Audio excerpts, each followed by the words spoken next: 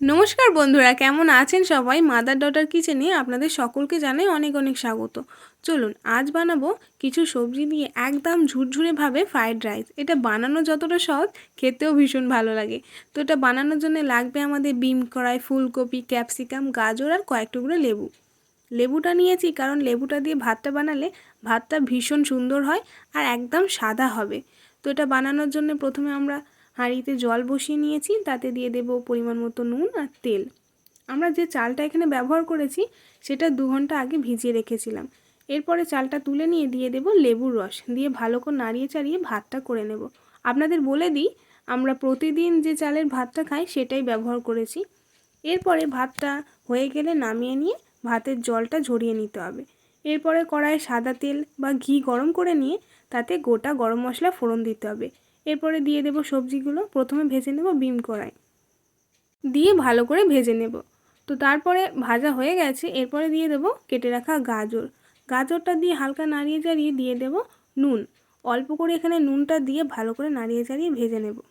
শীতকালে বিভিন্ন রকম সবজি দিয়ে এই ফ্রায়েড রাইস আর আলুর দমটা ভীষণ ভালো লাগে বলুন। আপনারা চাইলে এখানে মটরশুঁটি ব্যবহার করতে পারেন, তাছাড়া হলুদ ক্যাপসিকাম, লাল ক্যাপসিকামও ব্যবহার করতে পারেন। আমাদের কাছে সবুজ ক্যাপসিকামটাই ছিল, আমরা এটাই ব্যবহার করেছি। তারপরে একে একে ফুলকপি আর ক্যাপসিকাম দিয়েও ভালো করে ভেজে নেব। এরপরে দিয়ে দেব অল্প করে চিনি। চিনিটা দিয়েছি যাতে একটু টেস্টটা মিষ্টি মিষ্টি হয়।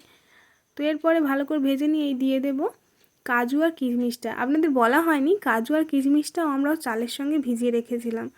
তো এরপরে সবজিগুলো একটু সাইডে তুলে রেখে ভিজিয়ে রাখা কাজু আর কিশমিশটা দিয়ে ভালো করে ভেজে নেব।